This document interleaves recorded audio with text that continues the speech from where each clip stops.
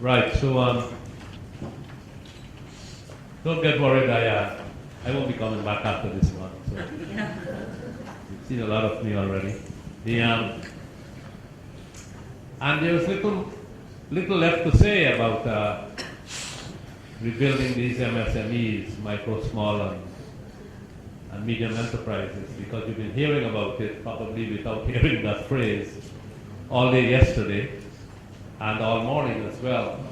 So Krishna gave you a broad outline of all the various economic recovery activities, which included a lot of the mechanisms we use.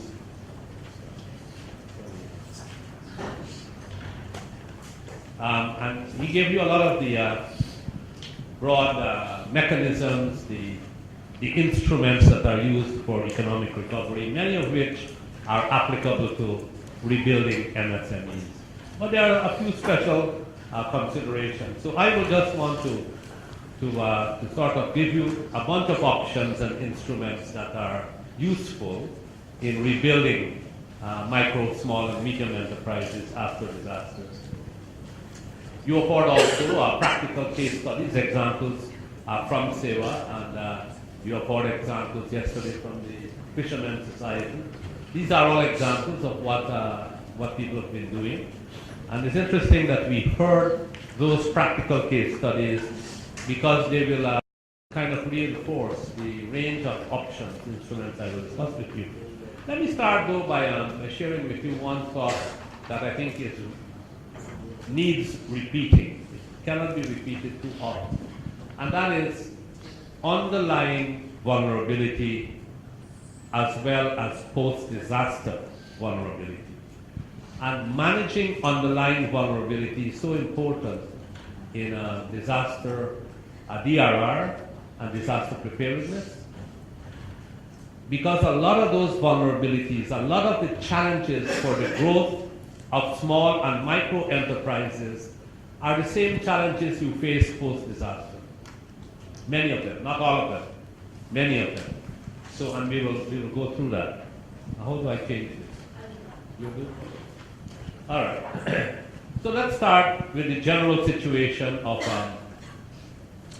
MSMEs in the country. I think those of us who are going to be involved in the post-disaster management need, in a pre-disaster mode, to be familiar and aware of what's the situation with MSMEs in the country anyway. And I say this because we don't always do it. You know, it's sort of a relatively, in the world of post-disaster management, a focus on MSMEs themselves is relatively new. Virtually all the time we have been focused on households and communities. And we have not thought very much of focusing specifically as a track of work in the livelihoods rebuilding work on MSMEs. Now this obviously is very important because now you know exactly what are the four categories of our livelihood structure. We know that, right? We haven't forgotten it from day 1 and 2. Yesterday was a difficult day. I know you traveled a lot, so it must have had some impact on your brain. But we had talked about activities, and activities can only be two things. You either work for yourself or you work for somebody else. Right. You work for yourself and it's a business. So that's what we're talking about today. But it's also related to the assets. So we've been talking a lot about assets. One of the things about assets that you will find is, that you might not be thinking about, is what is the property rights regime in the country? Do people own land? Do they have access and not ownership? Do they have individual property rights? Or do they have collective property rights or no property rights? Because this is going to come back to haunt you post-disaster. When you're trying to figure out, when people are all displaced, how they're going to claim that this piece of land was where my house was. Well, maybe a few bricks remain, as we saw in the place we visited, where the houses were washed away, a few bricks remain, people might be able to claim. But that's no proper way of claiming back your land. So how do you claim that? And property rights becomes very important. And similarly, you have, did you own that house? How are you going to claim insurance? Did you have a piece of paper? Or was it a local person that only knows, or the local, the panchayat knows and can vouch for the fact that you were the owner. So property rights and the asset relationship becomes crucial. Well, let me first just go through these few points I wanted to raise with you. And that is there an MSME policy in that state, in the country, in that region? And if there is one, so you've got to know that. Now, as I go through this, please think in your country and in your area of work, is there an MSME policy? The chances are, and I got to be careful here, but chances are that you don't know. So the answer to the question is not no if you don't know, right? It's that you don't know. But then you need to go find out, do you have an MSME policy? And if you do, does it talk at all about how to rebuild MSMEs after disasters? Does it make provisions? And if not, we need to be looking. We talked a lot already about establishing MSME, not MSME, a disaster management policy rather than just a disaster response. And in that disaster management policy, which includes economic recovery, oil recovery, humanitarian relief, that whole spectrum of work, we need now to be thinking as well of integrating the MSME. In India, there is the case study, the report you have in your, you have that one. The India report you have in your, on the website or in your documentation. There are two case studies already under the session for Ready Practice. One is from Japan, one is from India. It's on the website already for you. Please take a look at those, and that will illustrate what I'm talking about. So the definition, obviously people quarrel about what is an MSME, how do you define it, what do you mean when you say MSME, what is small, what is medium, what is micro. That should be defined in the policy and should be existing in the policy. So you take a look at it. It is important because when you come to claim, when there is a compensation for your loss, what are you claiming as? The policy should be defining that micro will get certain kinds of compensatory benefits, And if it is not defined and you did not establish yourself as such, are you legitimate? That's why I just use a short form, legit. I asked a question yesterday to the Fishermen's Society whether in fact they were registered. Because if they're not, can they, if somebody ran away with their money, would they be able to claim it in a court of law? And then I found out how they do it here in India. You have the government that will go after them and so on, but they will only go after them if they're legally registered.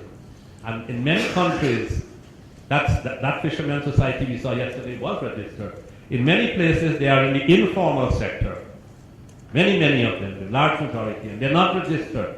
If they're not registered, then they will have to take action. I learned from our friend here, they will have to take action as a cheat, as having lost as an individual, engaging in an informal contract, and then you will have to go to whatever court is applicable for that. So that's important. That's why I talk a lot about informality. Now these small businesses, many things happen in the course of a disaster. You might have taken a loan to run your business. The business no longer exists, and therefore you're bankrupt. Now what does the bankruptcy provision say about a micro business? Typically, the laws of the country don't speak to the bankruptcy of a micro business. So when you lose the business, you lose everything. It does not distinguish between the business and the owner of the business. We see them as one at the micro level. Although for big businesses, for medium and big businesses, there is a clear distinction between the owner and the business. If the business goes bankrupt, you still have bankruptcy protection laws, so you don't have to give up your shirt and your car and your family and everything else. But in a micro business, all of that can happen. In fact, people have their families bonded, as you know, as collateral in the case of bankruptcy for micro business loans, from individual loans. And we need to be looking then, here is the question, if I put that very succinctly. What is the bankruptcy policy or law that relates to a micro business? That needs to be clear in the policy. Then we will have challenges of physical security. Who is going to loot? I don't know whether people loot here or not, but in many cases in a disaster situation there is looting. So even if your business is not impacted directly by a wind or flood or water or whatever it is, then people might come and run away with stuff. So if you were not directly impacted, but people looted, do you have the same claim? What does it say? What does the policy say? What does the law say? You need to get that sorted out. Now the fact that a lot of this that I'm telling you about is not only relevant in the post-disaster situation, they're relevant for micro-business in routine life anyway. And that's why that is so important as in the pre-disaster management that you do. A lot of this work we have studied around the world to see how micro, small, and medium businesses survive, how do they operate, how do they get security, from where do they get it. Typically, the police are able to extract bribes, and informal security providers are also likely to extract bribes. So all of that stuff we have documented in lots of case studies. A lot of it is, India is rich in many, many things, including what has happened to micro businesses and informal operations here. Street vendors.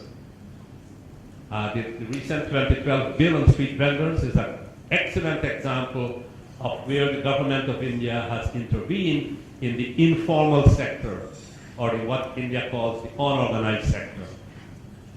That bill gives people now the right to sell their goods in certain places. In many situations, you might not have that. And I referred already, we have done a lot of these studies, and I have referred to this report we have prepared on making the law work for everyone. So the legal relations of informal sector businesses and the law, and what you will be able to claim and so on, a lot of that is documented in the report called Making the Law Work for Everyone.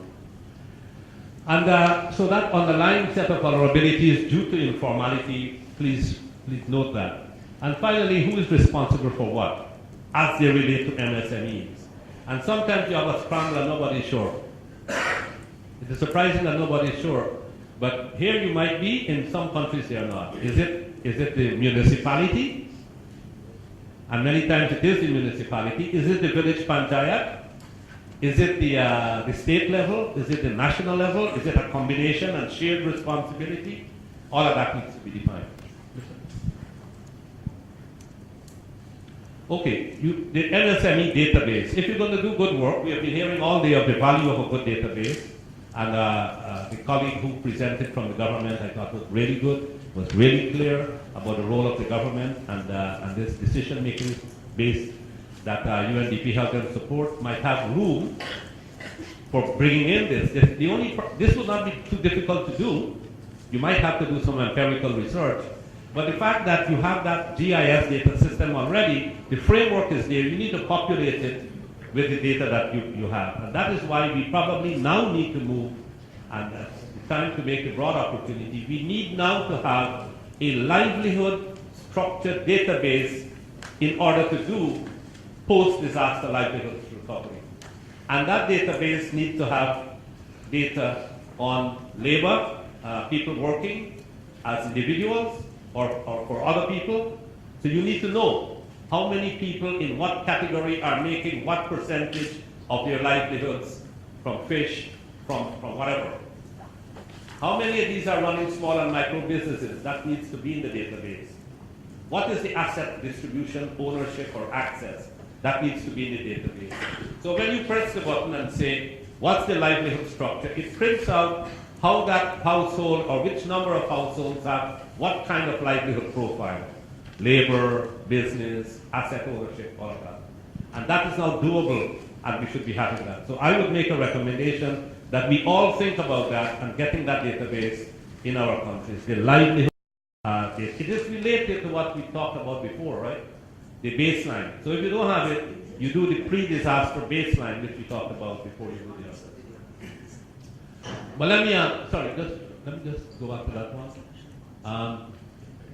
So we talked a lot about fish yesterday, and so I need to bring that back in. We talked a lot about fish and related marine products. In the case of tourism, you have a whole range, and we are here in a big tourism area, although I understand most of the tourists who come to this resort are politicians rather than anybody else. But Nevertheless, tourists would look for a whole range of related services. What happens to those during a disaster needs to be analyzed. It is useful to know whether MSMEs are politically important in a particular location, because that will kind of drive whether you will get the kind of attention and resource allocation that will be required for building back. So all of that stuff in your MSME baseline data, we leave it at that and move quickly on. In your disaster impact analysis, you need to look at a broad range of issues as they relate to MSMEs. Because depending on the rate, on the business you're in, and some of these things affect virtually all businesses.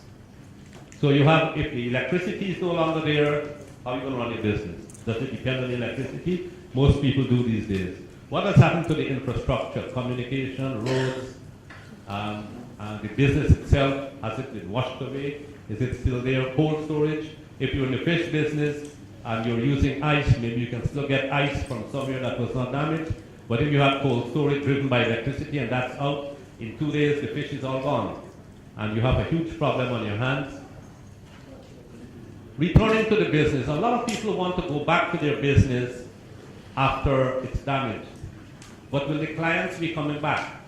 So if your business depended on tourism, are the tourists ready to come back? Or when will they be returning? Because after the damage, you have to begin, take Phuket in Thailand. You have to begin to do with your travel agencies in North America and Europe, starting to get them to re-advertise that you have special prices and all kinds of things to get your tourism built back. So don't assume right away that your clients are in fact coming back if you went back to start your micro business. The disruption of supply chains, or using the broader term value chain analysis, if you used to have to get fresh vegetables, are those gardens all washed away? Are we going to get that from now? So you do the total value chain analysis, including the understanding of what has happened to the full market analysis. We discussed a little bit about EMA before, but now you're looking at the EMA contribution not as related to big business, but looking through the lens of micro and small businesses. Restructured payment. Sometimes people are not prepared to write off the debt, but to restructure it in various ways, including lengthening the period of payback, including reducing the interest rates, sometimes starting to zero interest rates. Sometimes they're prepared to give you subsidies to deal with the existing loans.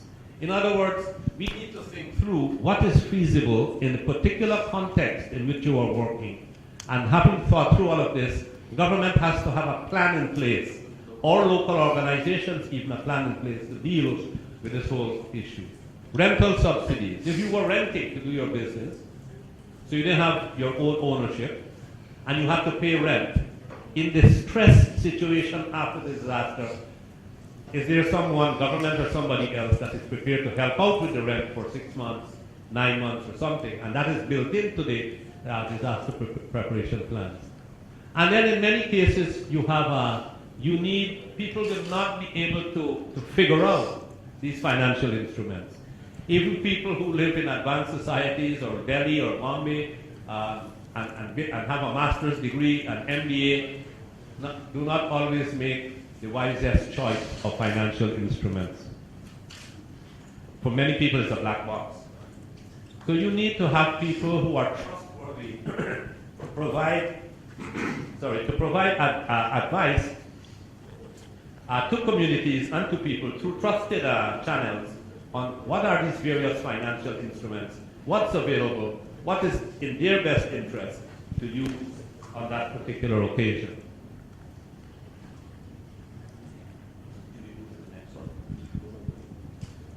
The other thing is credit. So to start back your business and to help people build back their businesses, if they're not going to get free money, they're not going to get loans and so on, they might be having microcredit. And I am at long last starting to think a little positively about microcredit. I am a great hater of microcredit, I have to admit, although many of my friends are providers of microcredit, and they're all millionaires. The problem with me is that I had never met a person who was a recipient of microcredit who had become a millionaire. I had only met providers of microfinance who had become millionaires and super millionaires, and so on. So we do respect, of course, sir, to say one all your good work. That has been my observation and experience. It's well documented by Milford Bateman. So if you want to read the other side of microfinance, do read the books and publications by Bateman, B-A-T-E-M-A-N. And he has done a lot of research and continues to do the documentation of what microfinance has done to the nature of the economy. One of the things this is not my subject, but since it's so relevant to MSMEs, just to mention that in the bigger scheme of things, where you want a micro business to grow to a small, to a medium, and one day to a huge business, microfinance is not able to do that very well. It does bring you out of poverty and just above the poverty line, but it tends to keep you there. So we need a range of financial instruments that will help to get these smaller businesses into the mainstream economy and to make those linkages. So it has its role, but it has its limitations as well. That's the point we want to make. And it has another negative impact, and that is the atomization. You start to get all this small micro business depending on these small micro loans, and you don't think of the general link to the macro economy. But read up Milford, Bateman, and others on that. And I'm not going to answer any questions of microfinance, right? Because I'm not going to know the answers. I know it's an emotional thing, and a lot of people love it, and so on. There are lots of speeches. Uncollateralized loans. That's a possibility. Microfinance is the best example, perhaps, of uncollateralized loans. But in a post-disaster situation, there should be channels, government, NGO, or commercial, I mean, to me, it seems who are sensible prepared that to do if you are trying to build small and uncollateralized medium loans enterprises, with certain if kinds of in disaster arrangements. area, there are enterprises Subsidies. which are going to Again, that's another instrument that should be discussed post-disaster, and you know agreed you're gonna upon. need water. Subsidies for a whole range of things, There's including for water, working you're capital, going to build houses for and even fixed capital, woodworking. but especially for things like insurance So it premium. would make sense to have some kind of a database. Now, I was delighted to hear that even at the level of the fishermen's organizations and so on, they are already dealing with insurance. And they had, in the case of death of the breadwinner, they had an insurance protection.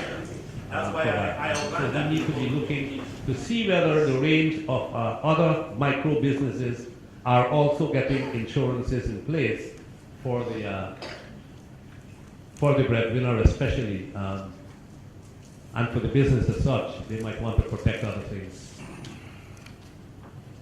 Now, in the area of subsidies, employment subsidies is another important thing. So if your business gets damaged in a disaster, the 5 people that you had employed, what happens to them while you are trying to rebuild?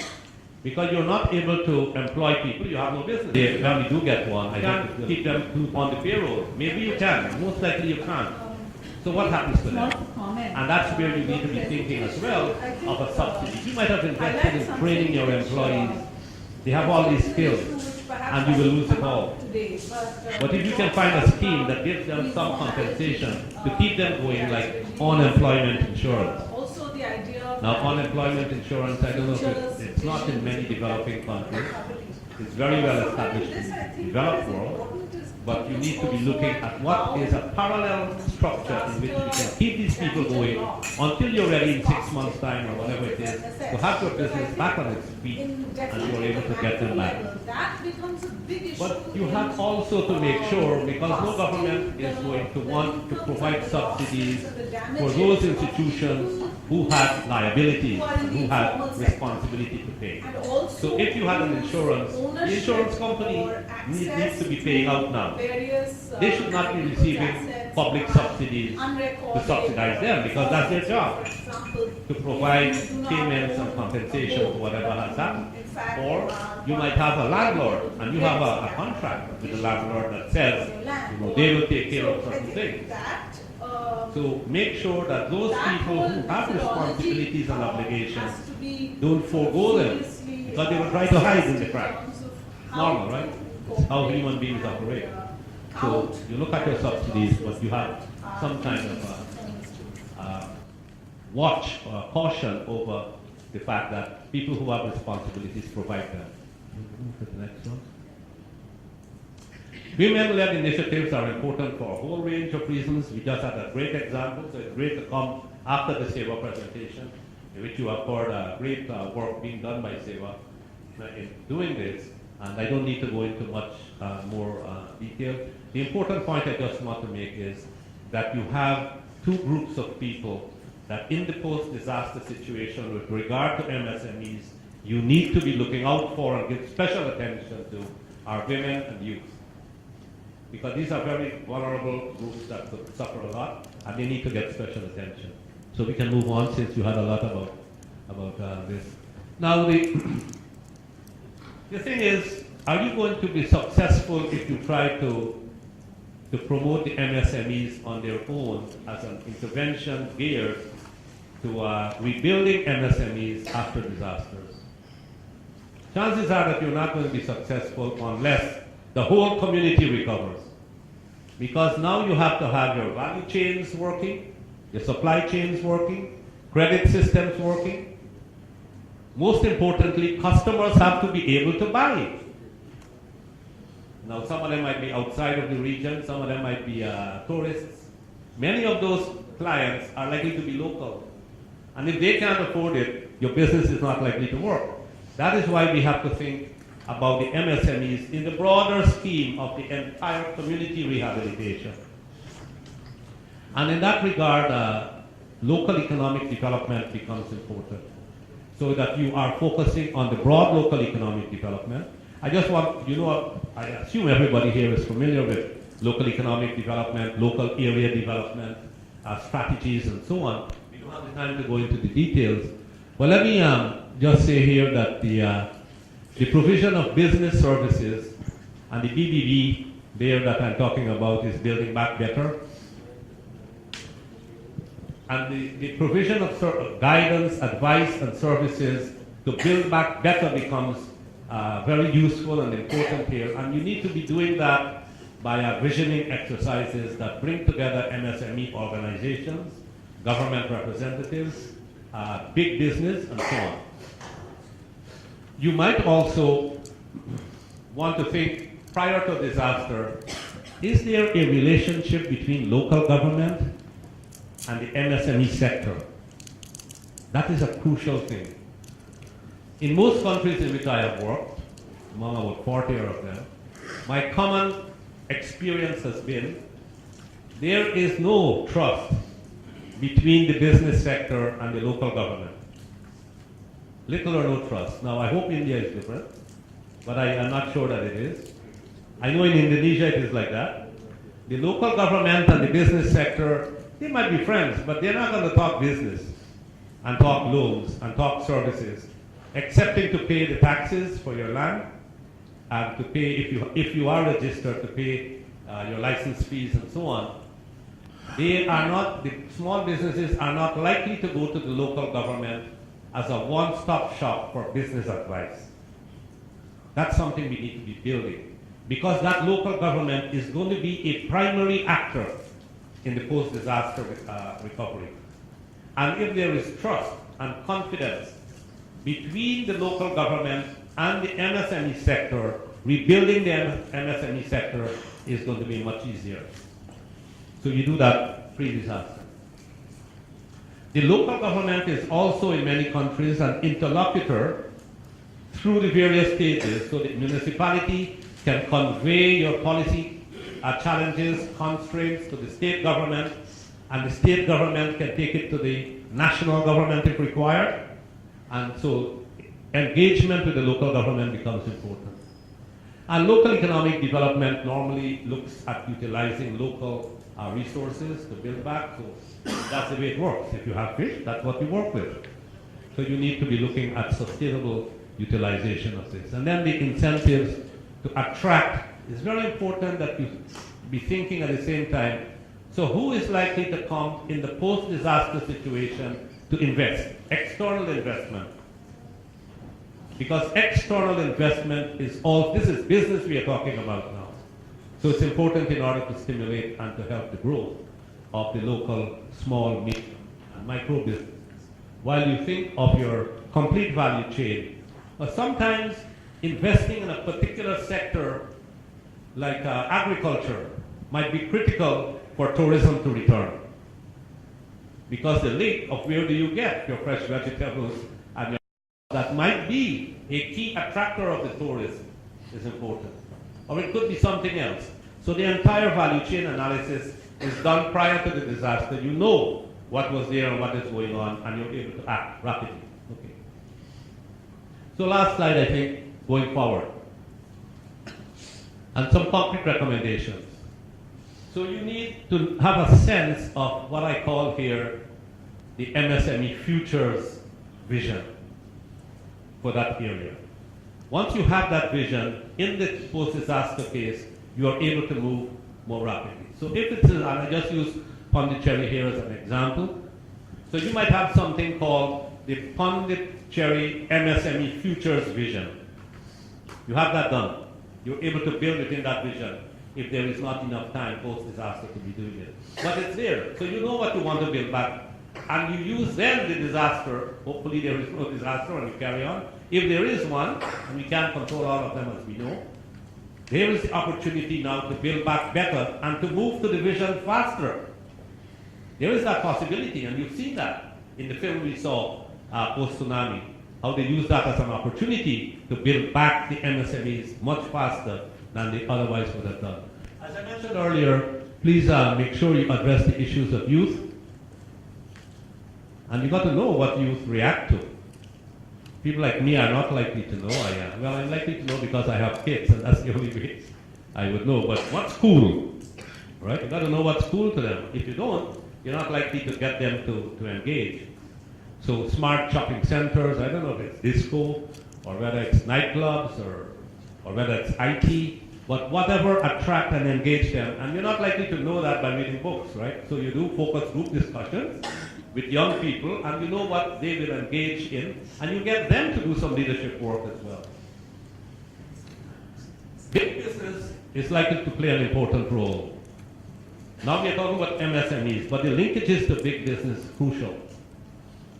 And hopefully you're setting the stage up front, either through chambers of commerce, through mentorship and apprenticeship programs, through which big business who have likely done better or survived are able to come back in. They can provide financial support, and they can be doing deals either by providing, apart from finance, they might be doing marketing deals to help get these small micro businesses back on their feet. So having a good relationship with the Chamber of Commerce or whatever the big business association is can be very, very important in building back. Of course, you have an opportunity now where you might have had a high carbon footprint to begin to introduce newer technologies, to have a low carbon development strategy for your MSMEs. Here is where things like this JEF small grant programs, other technologies that have been designed and developed to grow environmentally sound small and micro businesses become relevant. I think that's all. Just turn it one more. Let me see. I don't think I have it. But thanks a lot. I hope that was useful. Thank you so much. You've kept very good time and covered a lot comprehensively. I'm just going to ask a quick question and then open it up to the audience. It's clear that, well, in terms of the reason for why we're even discussing this, and there's a lot of statistics out there, but in most medium to large-scale disasters, there's almost an 80% breakdown of businesses, if not more, right? And most of the time, there's an organic build-up of small businesses and micro-enterprises. There's not a whole lot that happens through development assistance, and the government has also been traditionally weak on supporting back the build-up of businesses. So my question is that, what is there is a clear role for government in the build-back of businesses, and there is, as you've just pointed out in your last slide, there is also a great role for private sector. I'm talking about big private sector now to support. But can you also talk a little bit to the role of the development practitioner in the build-up back of businesses? Well, it depends on who the development practitioner is. So the development practitioner you're talking about are NGOs, UNDP, all these actors, outside development actors. In the case of MSMEs, the framework in which these things operate pre-disaster is perhaps the most important thing that sets the frame so you know who does what, right? So that policy is so important. Now, apart from that, there are so many people that are active development actors, that are active in the field of credit provision, that are active in the field of capacity building, that are active in the field of knowledge management, that are active in and part of knowledge management, information provision, that are active in the field of trade analysis, so having external market linkages because your local domestic market might take a while since the entire area might have been affected. So your trade analysis and your external marketing support, all of those aspects in which development actors are in fact busy and active will come to play in that post-disaster situation. The thing is that the people who are busy running their businesses are not thinking about all of this, and the development actors are typically not thinking disaster. And that's the divide. So it's that marriage that I think is so important. And like the government representative said this morning, when you have the tension between disaster and development, development wins all the time. So that's I think the marriage. We could illustrate this through a point as well. If we were to set up a hotline, if you will, in post 6 months after the disaster, for giving businesses or individuals advice on how to build back their businesses, what role will who will play that role? Will the government be instrumental in setting up such a hotline? Will the private sector be better positioned to provide the advice on such a hotline?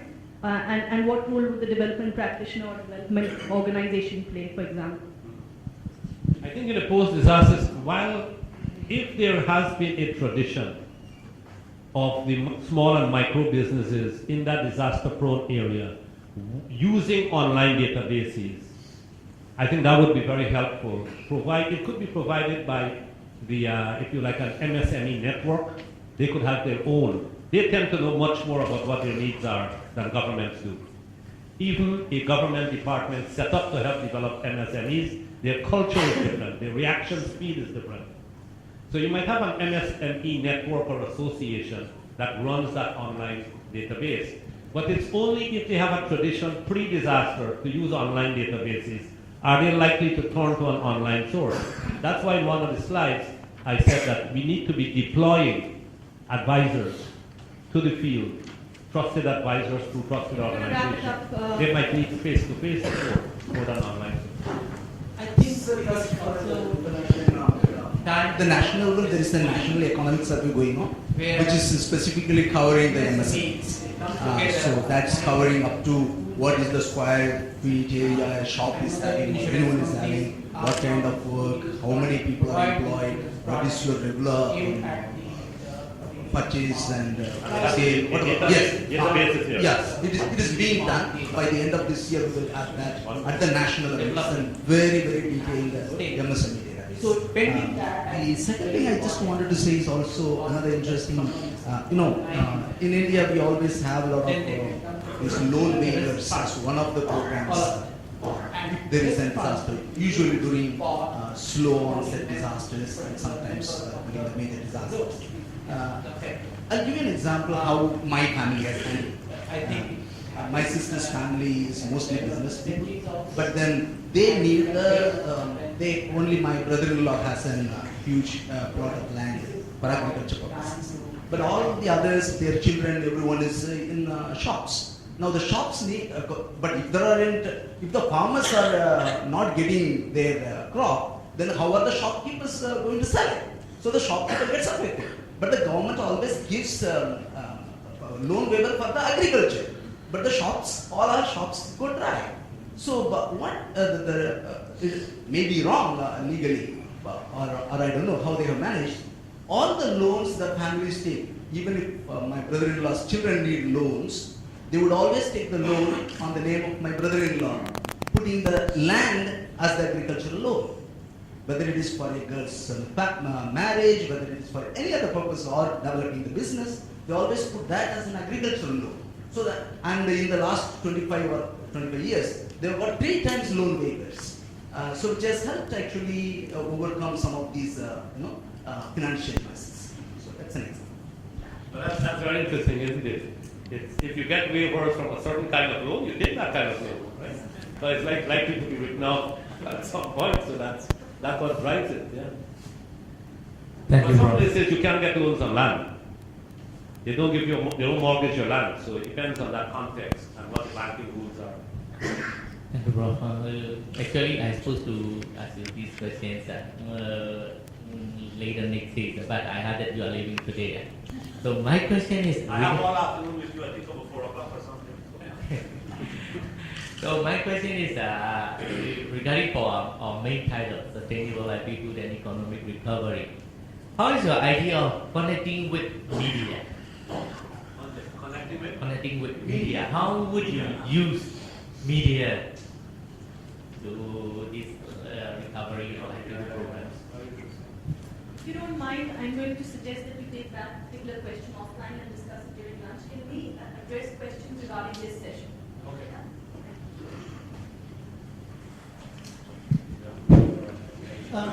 I mean, to me, it seems sensible that if you are trying to build small and medium enterprises, if in the disaster area there are enterprises which are going to, This is focused on rebuilding. yeah. Rebuilding. So post-disaster, if you know you're going to need water, and because it may be, there's a water bottling plant, or you're going to build houses, and there's a woodworking thing which produces doors. So would it not make sense to have some kind of a database of those particular micro enterprises or medium enterprises which are going to be perhaps the ones to support first in terms of rebuilding as a strategy? Absolutely, I agree with that. But is it done? That's a question. That's why I outlined that in the whole community.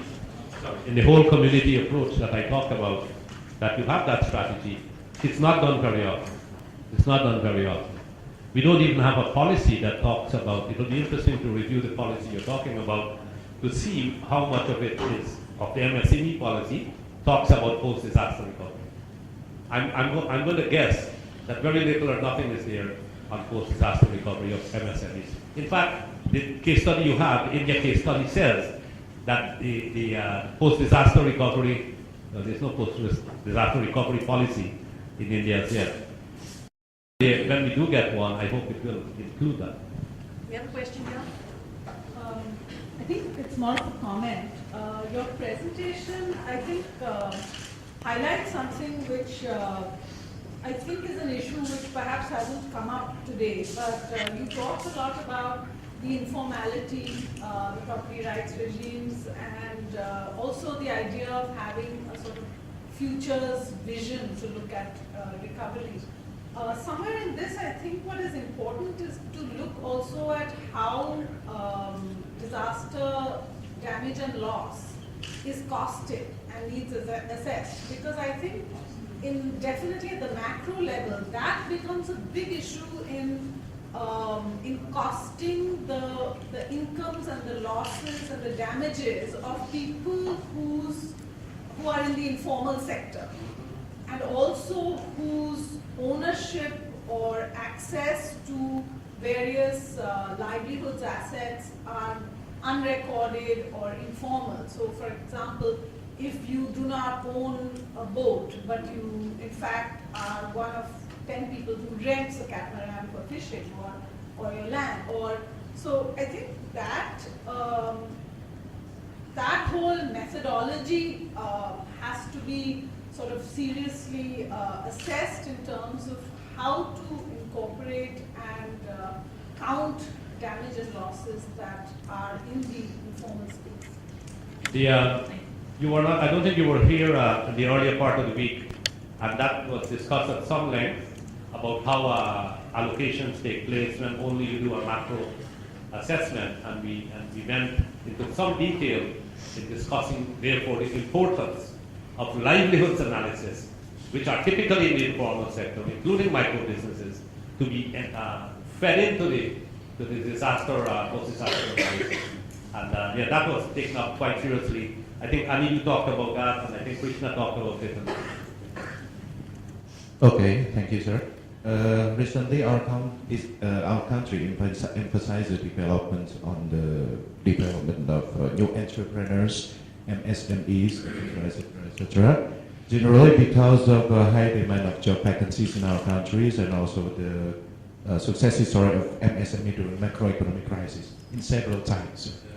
But there is some issues.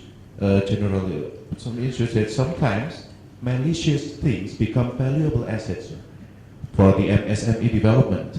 You see, but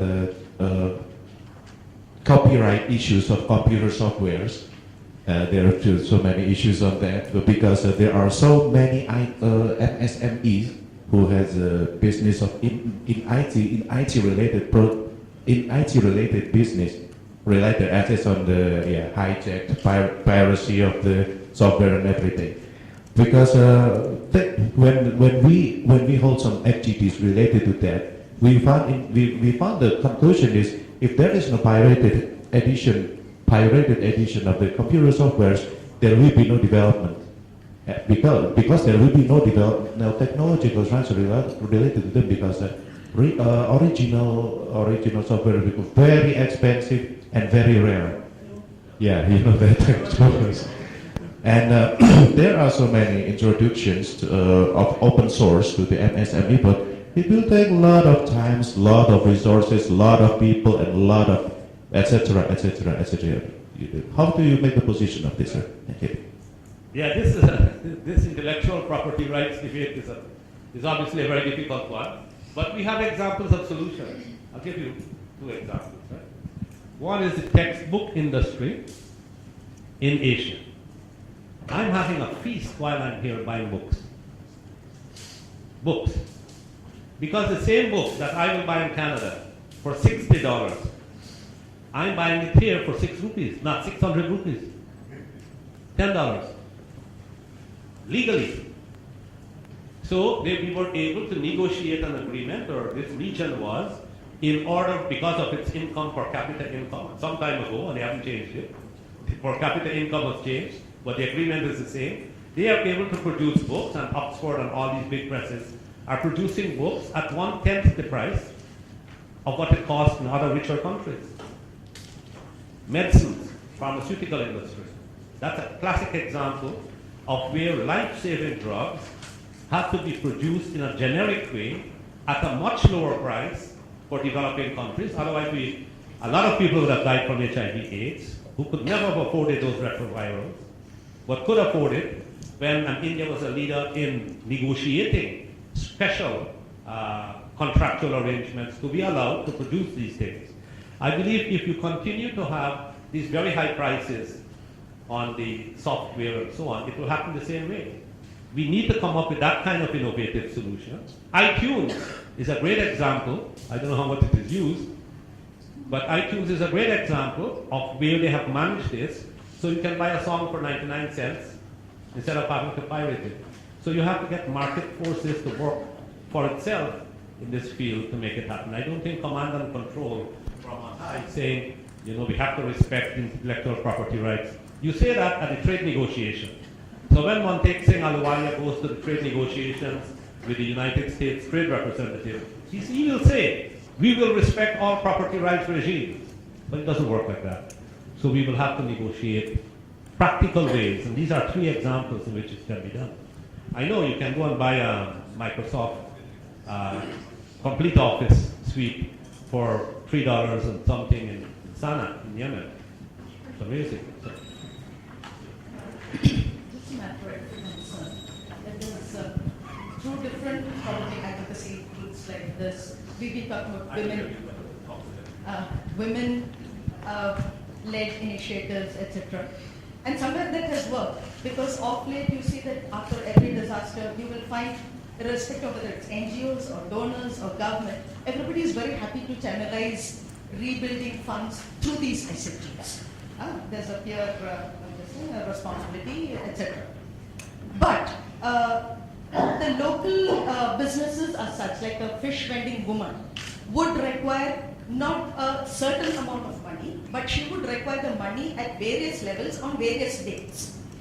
Whereas through an SHG, there are 20 members. In the cycle, you will get it only after 20 months or 20 weeks or whatever. Whereas this woman would require it on a day-to-day basis. Similarly, the quantity of the money that she requires also differs. Similarly, for a fish vendor, you take up any of the agriculturist.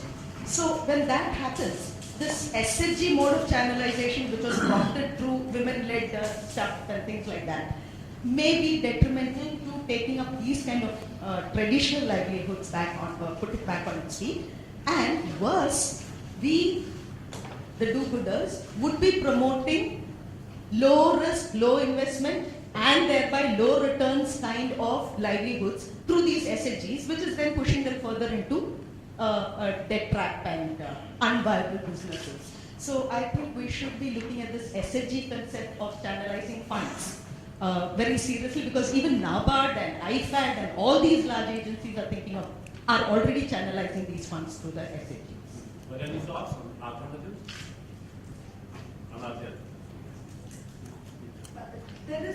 There is one more angle to the SHG theory, where in Tamil Nadu and in Kerala they have got the SHGs, IFAD basically, as village development committee, and they are supposed to be doing this pre-disaster analysis of the occupation, profiling of the occupations, and this fund is to go to the person who's got the lowest, in the, what analysis we call it, poverty analysis, money analysis, something. So the lowest income level families get access to the funds on priority. Now, how good is that to actually set back the economy in a post-disaster situation? So there are these self-negating kind of policies that are coming in. As to what can be done, we need to think about it. No, but just let me say, that's why I gave you the reference, making the law work for everyone.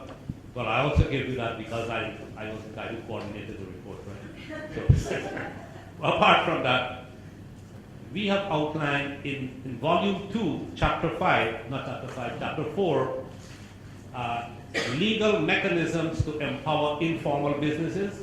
And we have outlined a range of financial instruments beyond microfinance that can begin to address these questions as well. I would like to respond to you that as a solution, it might not work fully, but SHGs can also be designed in such a way that it adapts to the situation. It's not that SHGs have certain principles or a certain structure under which they need to work. So it is the organization which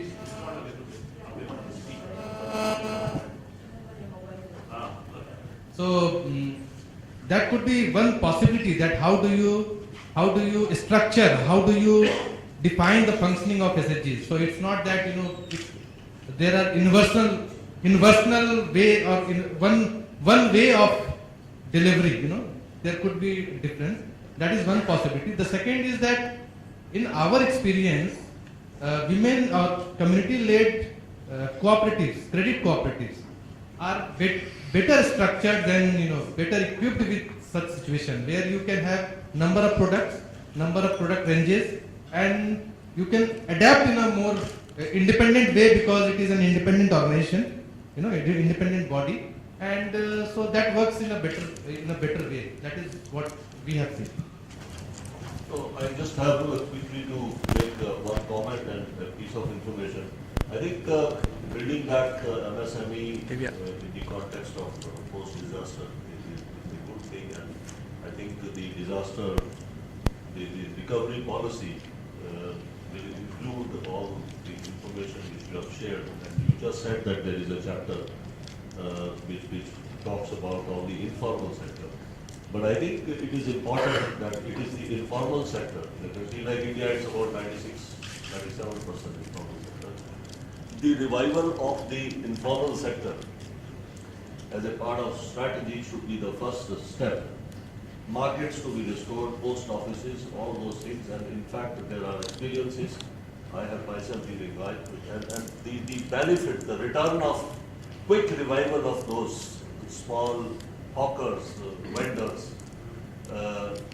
can be a very good strategy in the context of quick recovery and revival, restoration, etc. That's point one.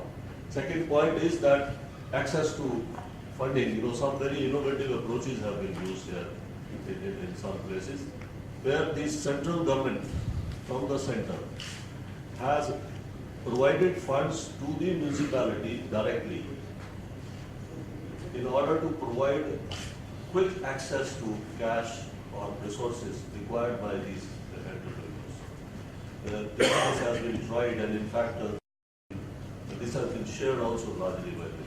And the last is the two case studies, Japanese, and we would be very keen to see that. I was just trying to open that, but I couldn't see it.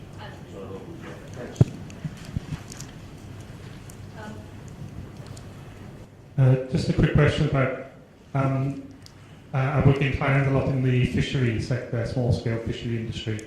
I'm thinking that MSMEs, they don't exist in a vacuum. Yeah, there are maybe even more informal workers who maybe sell their produce to an MSME, and then there are people in the informal labour sector who are maybe employed on ships who are owned by somebody who might be considered an MSME. So I was interested to know your thoughts in a post-disaster scenario.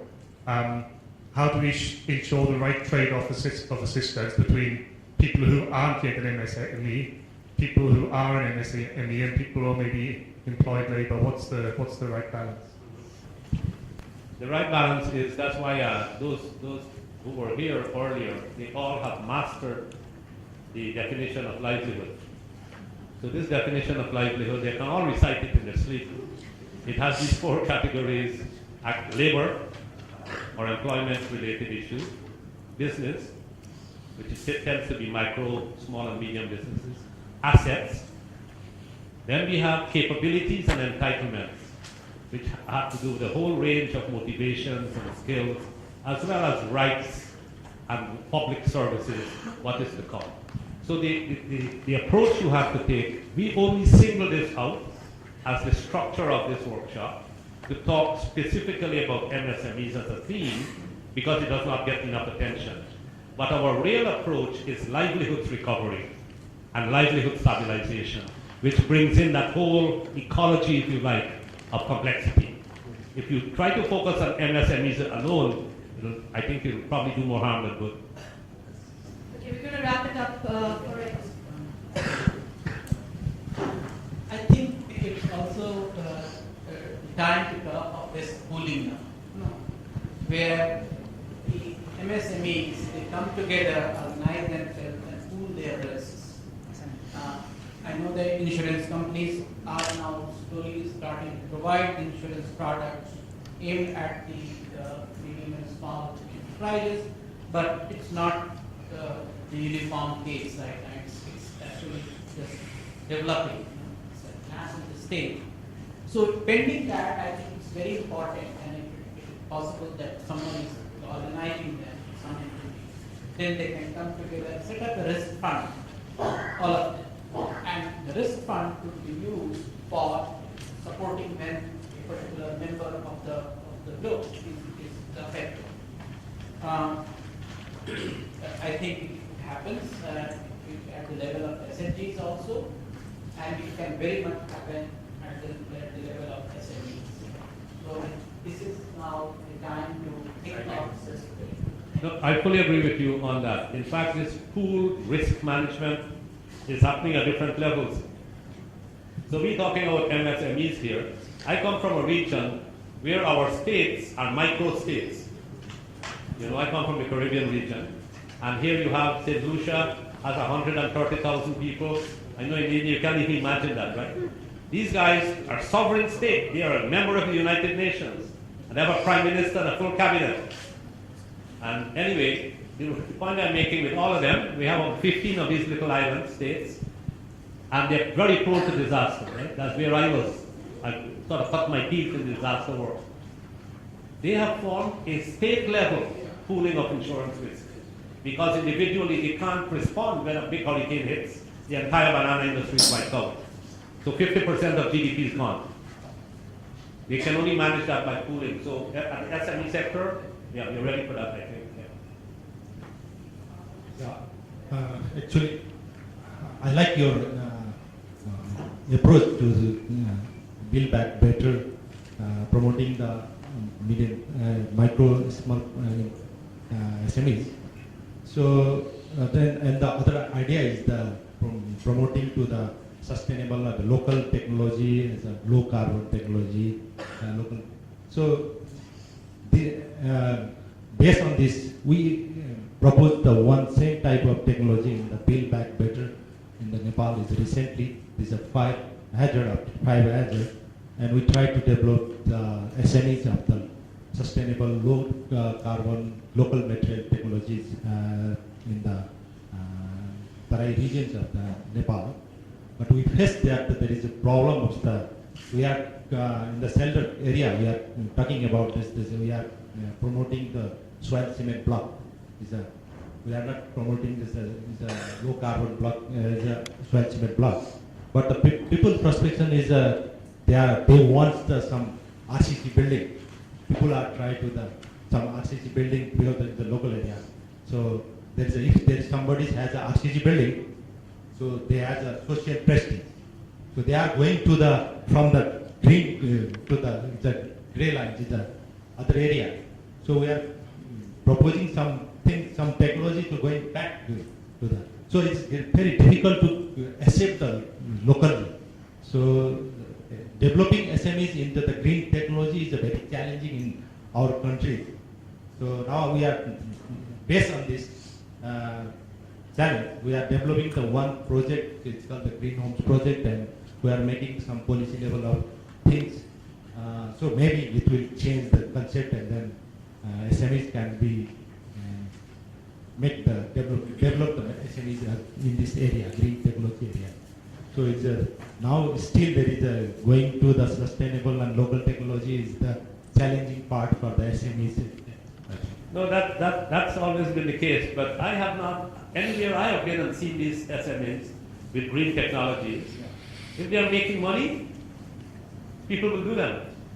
But if you are trying as government to make a policy that says MSMEs shall use green technologies, I wish you luck. You know, it's not going to be easy. But if they see that they're making money and getting competitive marketplace, then it works. So the green technology has to have that attraction. But then you need awareness building in the community so that they show a preference to buy products from an MSME with green technology. And that requires radio broadcasts and media outreach and getting people to become more sensitive that their great-grandchildren must have somewhere to live. So then we start to think about sustainability in a broader sense. But that's a good example.